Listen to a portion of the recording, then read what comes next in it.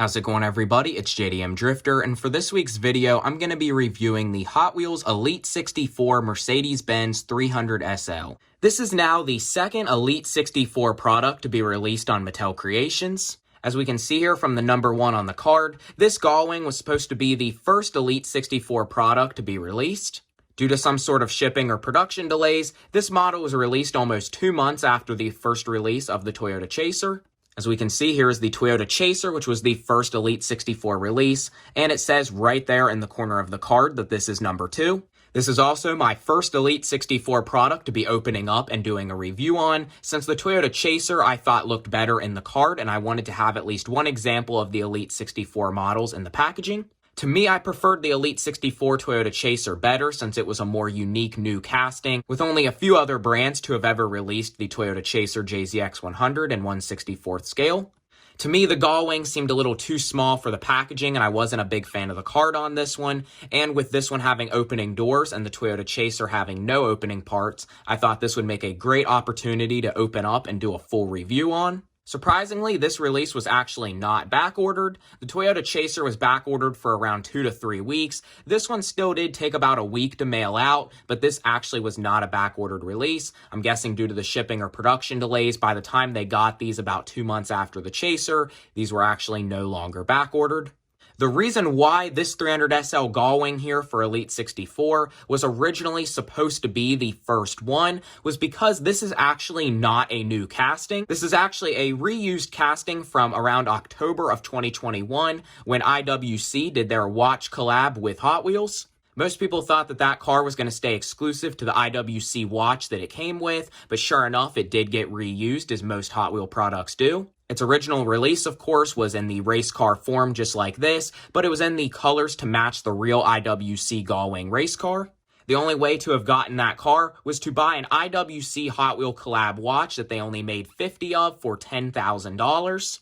So as I showed you with the Toyota Chaser, these came on a pretty large protector, of course, since these come on a pretty large premium packaging. This card size is around the size of a normal Hot Wheel Car Culture Entertainment premium card. So those protectors, if you open these, would be useful for rare variations of those cars.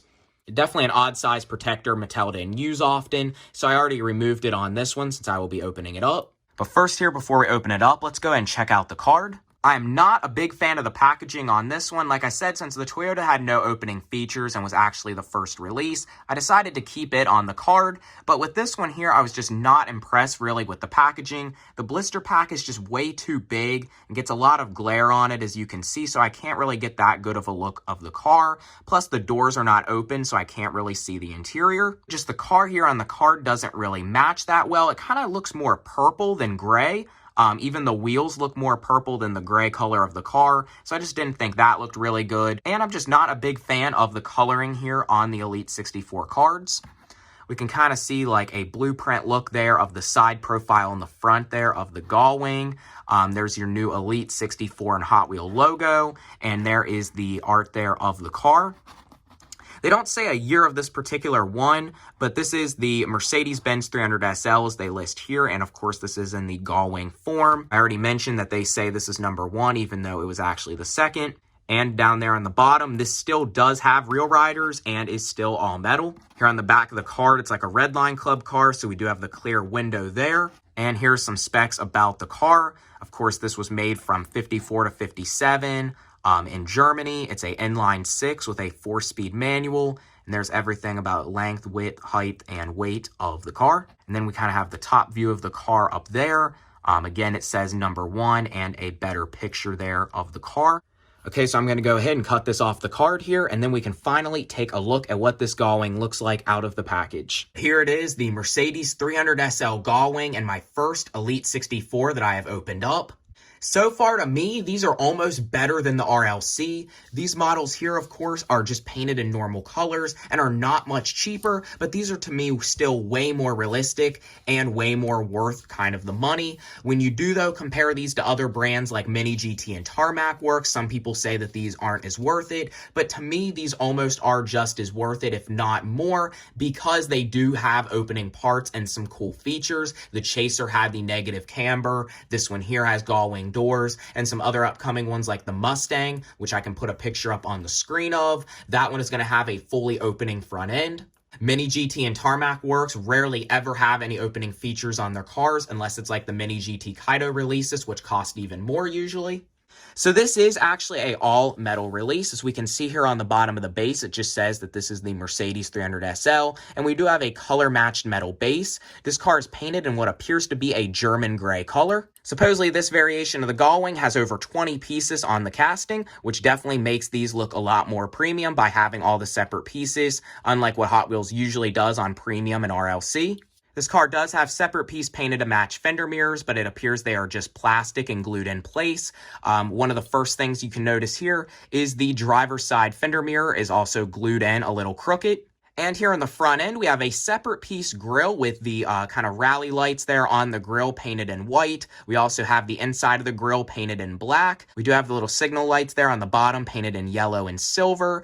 And one of course, the important pieces of premium diecast is having lensed parts. This has lensed headlights just like the Toyota Chaser. We also do have multi-piece windows there with the riveted look and a just tinted clear plastic. We have our silver trim all around the windows. We also have the silver trim there on the side, the Mercedes-Benz logo, the side vent, and of course here in the back we have the Mercedes-Benz logo as well. We have detailed taillights, but that are actually not lensed, which is a little bit disappointing there too. And of course over the whole car we have the white 417 decals. Now, Hot Wheels has already done, just with the normal premium Gullwing release, the 417 Gullwing and a Car Culture box set. I actually already have the set that this car came with. This is based off the Miele Miglia race car. Miele Miglia is Italian for 1,000 miles. This car actually won in the 1950s, the Miele Miglia race, and this is a very iconic Gullwing race car, so that's why Hot Wheels has already made this release previously.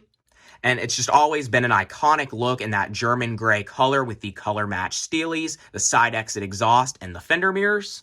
Another premium thing with Elite 64 is to have exclusive wheels. Like, I believe this was the same wheel used on the IWC one, but this is actually a painted to match plastic rim in the German gray color, but with a rubber tire that is exclusive with no axle showing through. That's what makes these look more like, you know, a Mini GT or even Greenlight piece by not having the axle show through and this nice painted to match appearance, unlike just the normal molded wheels like are on normal Hot Wheel Premium.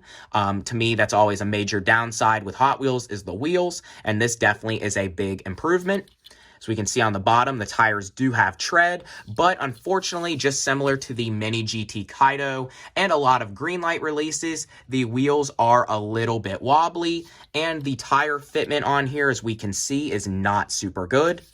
And the last thing to check out here is the opening Gullwing doors. I have a feeling also these are going to be a little hard to open, as most Hot Wheels are, especially since the paint is fresh on this one. And since it has side windows, but I'm going to go ahead and try to open these up here carefully so we can see what the interior looks like. So here are the Gullwing doors up. So another downside with this car was the panel gap for the doors. To me, even the RLC looked a little better. The doors are, as of course now, just being open for the first time, staying up. The passenger side door was easier to open, but I did have to use a toothpick on the driver's side door due to having a different size panel gap than what it did on the passenger side.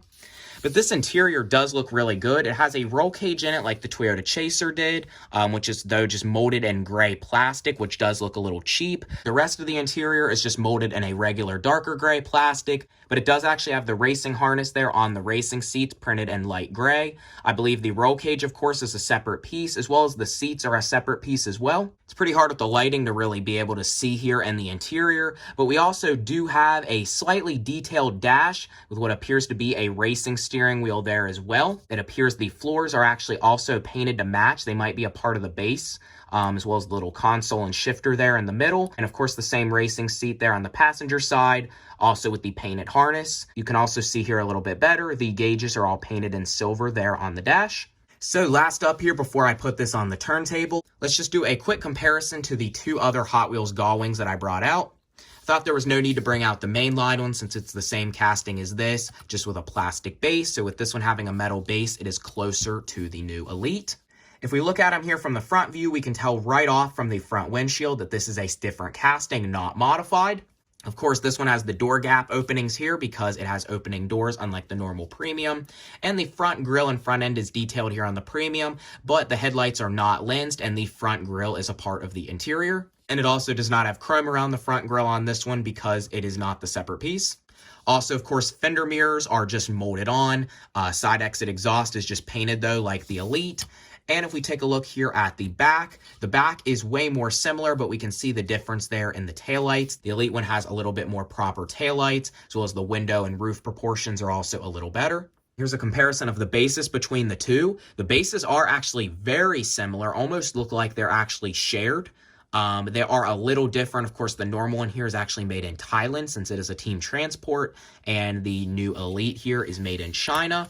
But the bases are actually almost look like they are a shared piece, but they are slightly different, so it wouldn't actually be compatible though to swap over. And of course, just the stance and everything with the more realistic wheels on the new Elite looks better than this deep dish steely that's been put on nearly all of the premium Hot Wheel Gullwings. And last up I brought out here is the RLC release. I'm not going to take this one out of the case. I never did a video on the RLC Gullwing. It's been in the RLC twice, once in chrome, once in green. This is the only one I have in my collection. I'm not crazy over the coloring on this one with like the white steering wheel and the red and the green, but it is a cool piece to have since the Gullwing is one of my favorite cars. And this one did have opening Gullwing doors as well.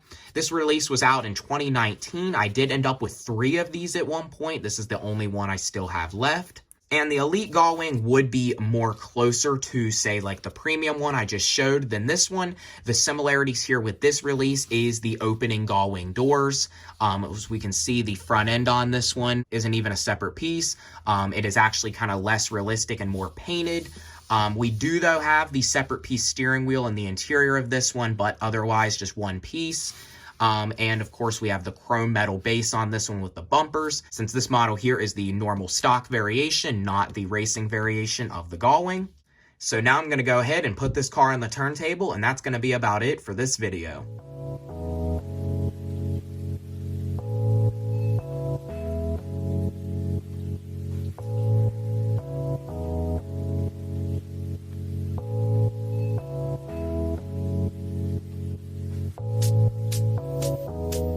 So that is about all for this video. If you enjoyed the video, please comment, like, and subscribe.